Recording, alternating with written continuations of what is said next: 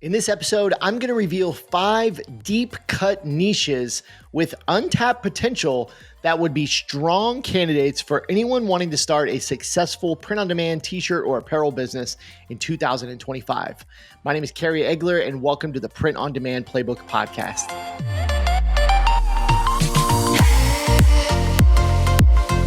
What's up, everybody? Welcome back to the Print on Demand Playbook Podcast. Man, I hope you're having a wonderful day. Hope your week's been awesome. It's Friday. Friday is always a good day of the week, and I hope you're doing well. It's been beautiful spring weather here in Oklahoma. We actually had crazy storms last week, tons of storms, but then it's just been beautiful this week. So I'm very thankful for that. I hope things are warming up and where you're at, and I hope you're ready for summer. I really feel like I come alive this time of year. My allergies get better. I don't know why. I'm not a spring allergy person. I'm a winter allergy person. But in the spring, my allergies start going away. I just feel better. My muscles feel better. I feel like I'm just more lively, have more energy, all those things. So man, I'm super excited for summer and just warm weather. But I hope you are as well, and I hope you're doing well. Hope your family's doing well, and I'm excited for this episode. So what I want to get into today is I have 5 deep cut niches for you. They're really fun, I think. And I think it will be just good, interesting niches for anybody interested in starting up. Maybe you're wanting to start your second or third store. Maybe you're wanting to start your first print on demand business, your first apparel store. These are fun niches.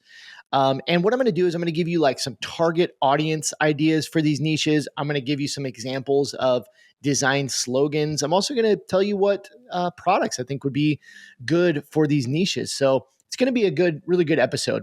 Before I get into the niches, though, I do want to let you know about an upcoming event that I have starting on April 28th. So about once a quarter, sometimes a little bit more frequently, we do a 5-day training event. And basically, I go live for 5 days.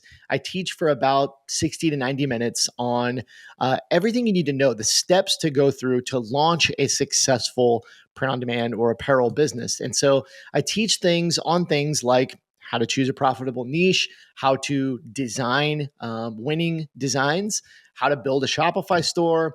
And I also teach some of my marketing strategies directly from my paid program called Shirt School. And this challenge event, it lasts for 5 days. Again, it's about 60 to 90 minutes a day for 5 days. It's like the most successful thing we've ever done. It's super awesome. I think we've had like 70 or 80,000 people attend this challenge event since 2020. So we keep doing it because people love it. And I think one of the things people love about it the most is it's $5. You get an incredible amount of value for $5. So here's the kind of the info you need to know. If you're a brand new print on demand t-shirt or apparel seller, meaning you're wanting to start up a brand new t-shirt, apparel, or print on demand business, or maybe you have an existing one, you're not quite selling as much as you'd like, you want to make some tweaks, you want to figure out maybe where you went wrong, you should sign up for this challenge event. It's $5 for 5 days, so it's $1 a day, way cheaper than your Starbucks coffee. All you need to do is go over to shirtschool.com/challenge. So it's shirtschool.com/challenge. Register for the event. It starts Monday, April 28th. You can also find the link in the podcast show notes, but I definitely recommend that you get over there, pay the $5, get on that list, get registered. We'll send you all the information you need to know. I'm really excited about this specific challenge event because we're coming into that spring and summer season, which is t-shirt weather. Man, it's the perfect time of year to get your business off the ground, start getting those sales. We've had people make their first sales during the challenge training week. We've had people clear $10,000 in sales within like a month or two after the challenge. So, man, this is what you need to know to get started. I'm really excited. It's going to be a fun event. Monday, April 28th, we start at 11 a.m. Central Time. Just go over to shirtschool.com/challenge. Get registered for that event. It's going to be awesome. So, leading right into today's episode, this is a really good episode for anybody who might fit that bill that we just talked about for the challenge, because this is really for new sellers or people wanting to start up maybe a second or third store. If you've got your first one rolling and you're ready to start up another one, we're going to talk about some potentially super good, profitable niches. And so Here's one of the things I want to say about these niches as I'm kind of getting started here before I kind of reveal the 5 niches. Everything I think in our world these days, really in the e-commerce world, and specifically talking about print on demand, t-shirts, apparel, everything's getting nichier and nichier. That sounded funny. What do I mean by that? Well, I think it's getting harder and harder. I think it has been for years to sell in some of these really broad niches. And, an example that would be like just having a fitness brand or having a dog brand or a pet brand, those kind of things. Those are very broad. One of the things that I teach in our 5-day challenge, but I also teach, I talk about it here on this podcast, I talk about it on YouTube, is I think you really have to niche down as far as you can to really have success. That's the way you can differentiate yourself. So many people talk about, the market, t-shirt market being saturated, so many sellers. Totally get that. The way that you differentiate yourself is you drill down. You drill down to a specific customer interested in a specific niche, and you want that niche to be much more niche down, much deeper than just fitness or much deeper than just pets or even dogs, right? You got to go a little bit deeper than that. And so these 5 niches are really interesting because they are very deep niches. And I think this is where you need to go in today's market to find success. And I think if you just look at the world in general and how people are today, especially people around, I would say my age, millennials, Gen Z, a little bit younger than me, we are in general very into these very nichey hobbies. These just weird things that you know. An example of that would be pickleball, right? I'm like an avid pickleball player. I play tournaments, all that kind of stuff. This is kind of like, I feel like pickleball is a pretty niche, right? It falls into the sports category. It's more recreational, right? It's kind of under that tennis umbrella to an extent. But it's definitely more of a nichier hobby than like a tennis or something like that. A bigger sport, right? It's a smaller sport than tennis. So, stuff like that. But also these hobbies, you think about collectibles and things like that. Right now, we're seeing like this huge surge of trading cards, Pokemon cards, and all these different, card things. And I'm into that too with my son. I've got sports cards right there on my little background. If you're watching on video, got some Thunder sports cards right there in a little display. We're super into it. It's these very, very like niche hobbies that are smaller. This is where I think you need to go to have success, focusing on these groups of people. And in some cases, they're not, as small as you would think. Something like pickleball, you've got 50 plus million people in the United States that you can market to. So it's not that small, but it's definitely a nichier. It's the nichiest of the niches. Funny words. Anyways, let's get into it. This is where the world is going. People interested in very small hobbies. And so I think this is a great opportunity for sellers. So number one on the list, let's get into it. Number one on the list here, and these are not in any particular order. These are just 5 untapped potential opportunities.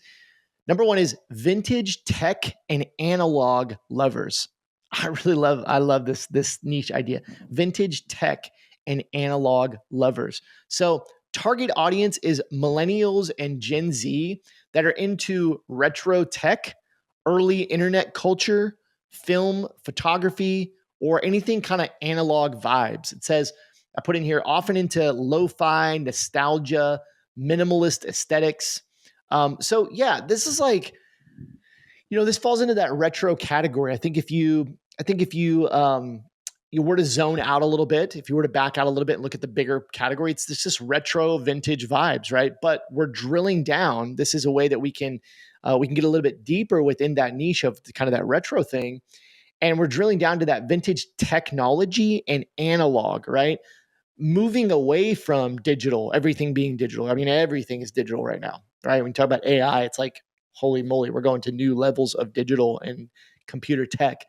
But going backwards, going to that analog tape, going to early film tape, those kind of things, reel to reel, like thinking of those kind of images in your eyes, VCRs, those kind of things like that were analog. That's really, really cool. Thinking about old music tech and different things like that. Me as a musician, like my mind kind of goes there. I think this is a really cool opportunity here, a really cool niche. Some great products for this, definitely t-shirts. I think this is a like cool vibes kind of niche that people love to put on a t-shirt. Embroidered dad hats, stickers, oversized sweatshirts, tote bags, really cool. Carrying around books in a tote bag fits into this kind of like analog going backwards technology. So I think those are great product ideas. To give you some examples of design slogans and kind of what would this actually look like, and these aren't necessarily new slogan ideas. These might have been ones that you've seen in the past, but just to give you an example of like what that would look like on a t-shirt. So like Be Kind Rewind with the VHS art, right? That fits in this category. Old school error messages like 404s, motivation not found, right? Stuff like that. Floppy disk that says, still saving the day. A Walkman, Game Boy illustrations, those kind of things, vaporwave colors, really like 80s nostalgia that fits into this style and this niche. I think this is a really cool, fun niche. I'm really into it. Maybe I should start it. Okay, ready to move on to number 2 niche on the list, untapped. This is going to be niche creators and handmade hustlers. The target audience here is going to be small, like very small business owners that sell online. Maybe they're selling on platforms like Etsy, Whatnot, or they're going to craft fairs, right? This could be an example of this could be resin artists, potters, candle makers, bookbinders. These are kind of, again, getting into those like very small hobby niches. When you think about, again, I like to back out. If we back out of this category, where does this fit? These are entrepreneurs, right? These are business owners and entrepreneurs, right? That's the big category. If we go deep within that, we think about all these different kinds of business owners and entrepreneurs. Maybe we forget about people that are creating candles and bookbinders and potters, like these handmade, what we put here is handmade hustlers, which is a really cool, maybe I think that should just be on a t-shirt for this category, handmade hustlers. That's pretty sweet. But it's these very small business owners that are proud of that, right? I have a friend, that's kind of where we fit in, but I have a friend that makes purses, like handmade, these leather purses and leather wallets and different things like that. And she does really well. She's had her business for a long time. She falls into this category, right? Where's the apparel brands for those kind of entrepreneurs, right? And I think that's where this category comes in. If you can start to identify these very small, niche focused entrepreneurs and kind of serving them, you'd be surprised how many of them there are. And I think you could kind of, in this category, all the ones I mentioned, resin artists, potters, candle makers, bookbinders, there's way more. These all fit into that handmade hustler category, handmade goods, right? So creating an apparel brand, print on demand brand for handmade hustlers, I think that's handmade goods. I think that's a great opportunity. Product options, aprons, tote bags, mugs, t-shirts, obviously. Planners would be a great one. Here's some design slogan examples. Craft first, cry later. Glazed and unbothered for pottery. For resin or candle makers, we have Pour Decisions with Pour. Really funny and interesting, creative. Booked and bound. This would be like bookbinders, right? Booked and bound. So some examples of some kind of fun and interesting design slogan ideas.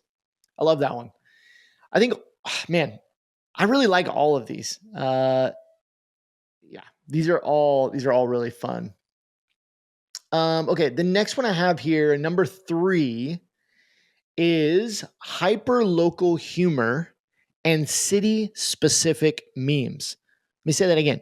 Hyper local humor and city specific memes. Your target audience here, it's going to be locals with pride in their obscure towns or regional quirks, especially those into like local Reddit subs, Facebook groups, the if you know kind of humor.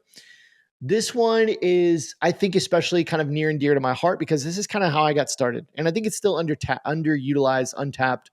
This is kind of how I got started, right? I started my first t-shirt brand, print on demand brand, just talking about Oklahoma, things that people love about Oklahoma and feeding into that Oklahoma pride.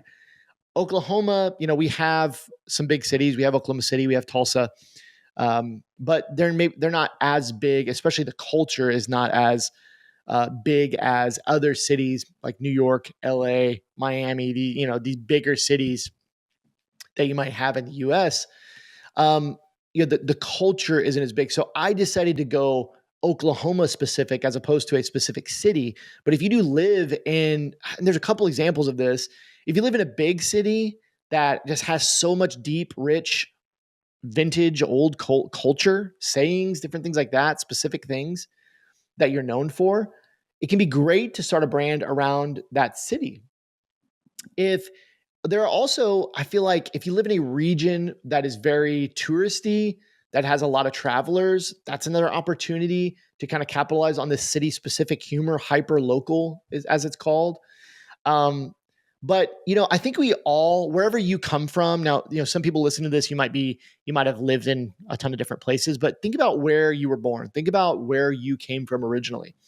You probably are familiar with some of the sayings and some of the slogans and some of the topics that people talk about in that place where you're from, right? I could tell you all about Oklahoma culture and what we care about. We love our food. We have tornadoes here. Our weather is up and down. It's crazy. All those kind of things is very flat. People are known for being very nice and friendly. Those kind of things. We start to think about those kind of things. Those are the kind of topics that I would want to start creating t-shirts and apparel around. So this is a great niche. I know for a fact because I've sold gazillions of shirts in the Oklahoma niche. Some great product ideas, t-shirts, obviously, bumper stickers, awesome for kind of putting that, talking about your city that you love and putting it out in front of people. Bumper sticker, hats, great. Beer glasses, coasters, all great product ideas. So here's some like design slogan examples. Only real ones survive Route 27, right? Like that could be any crazy road in your city of choice, right? Only real ones survive whatever road. I break for, and then it says insert town's infamous Animal Crossing, right? Custom maps with snarky labels, right? With the kind of the local funny words that are in there. Those are a few examples. Really cool niche. I love that niche. Okay, moving into number 4. Okay, this one's fun. This one's fun and interesting. Number 4 is niche hobby tribes. And specifically, I have in here oddly specific fandoms. So earlier in this, we talked about niche, very niche creators, the handmade hustlers. This one is specifically what I talked about in the intro. It's the fandoms. It's the things that people have become obsessed with that are like these very small, interesting niches. Let me give you some example of that. So the target audience would be deeply passionate hobbyists. Okay, so things like lock pickers, antique key collectors, urban explorers, bird banders, vintage map lovers. Again, these are these very interesting, kind of odd fandoms that people have. I'm trying to think of a few of these. I mean, I think trading cards would fall in that, right? You have trading cards as a category, but then you have all these small trading card games. They're called TCGs, trading card game. But there's some very interesting, weird ones. And there's so many of these different card games that people are into. And then it's not only card games, but then there's these board games and different things. I play another one I'm thinking of is we play Settlers of Catan. Love it. There's a whole fandom around that. Literally, my wife just got for her birthday this little sheep and has a button, and you press the button and the sheep does a bah, like sheep. It's the dumbest little thing that probably costs about $20, $25, just makes this noise, but it's fun. It's fun and interesting. We love it because we play Catan. So we can start a Catan game and hit the little sheep when we make a sheep trade. It's so dumb, but those kind of things sell. These are examples of those very specific fandoms that have these huge fandoms around this. Some examples of great products, some interesting ones in here: notebooks, patches, hats, obviously, heavy duty type tees, utility vests, different things like that. Some interesting ones in there. These are fun. Design slogans, options, ideas. One for the mushroom people out there: fungi, but make it fashion. Mushroom foragers. That's an interesting, weird one. Lock picking, legally sneaky. These are interesting. Urban decay enthusiasts, crazy. This is for the urban explorers. But yeah, these are very niche-y. I actually love that one. But that can encompass so many things, right? It's oddly specific fandoms. So a really fun one there. All right, and we're going to cap it off with number 5. This one might be my favorite one because I've never heard of this. I've never heard of anybody selling in this category. So I think this is a really fun one.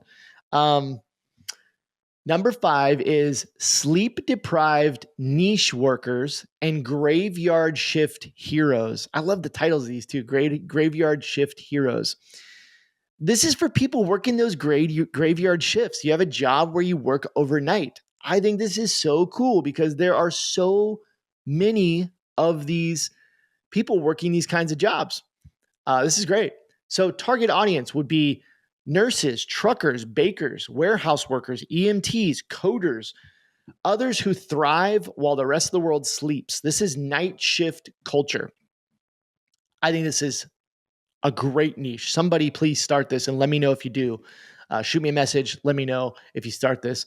Some examples of products: oversized hoodies, thermal mugs, caps, blackout sleep masks, nocturnal themed gear. It's thinking about the culture around graveyard shifts, working at odd hours. It's the culture around having to sleep during the day, right? Man, I think this is awesome. Here's some design slogan examples: running on caffeine and vibes, graveyard shift, graveyard drip. Love that. Certified vampire hours. So good. The last one: I make the world run while you sleep. How cool is that? So I love that. I think graveyard shift heroes is a really interesting one. And there are millions of people working those overnight or odd hours that I think are really cool. So let's do a quick recap. This is a fun episode. Hopefully you got some big value out of it. I had fun making it. Let's do a quick recap. So 5 untapped, kind of odd niches, very niche down, if you will. Number 1, vintage tech and analog lovers. I love that one. Number 2, the handmade hustlers, niche creators, entrepreneurs, those very niche entrepreneurs. Number 3, hyper local humor, city specific. Love that. Number 4, the oddly specific fandoms, the weird things that people are interested in these days. And number 5, sleep deprived niche workers and graveyard shift heroes. Might be my favorite one on the list. Man, it was really fun putting together this. Let me know what you thought about this episode. I do want to remind you, if you want more training from me, if you want to learn from me, you're wanting to start up that brand new print-on-demand t-shirt or apparel business, go over to shirtschool.com/challenge. Sign up for my next 5-day event. It's $5, $1 per day. You have 5 days of training for $5, teaching content directly out of my paid Shirt School program for $5 in that training. Shirtschool.com/challenge. We're starting Monday, April 28th. Go get signed up for that. And thank you so much again for listening today. We'll see you in the next one.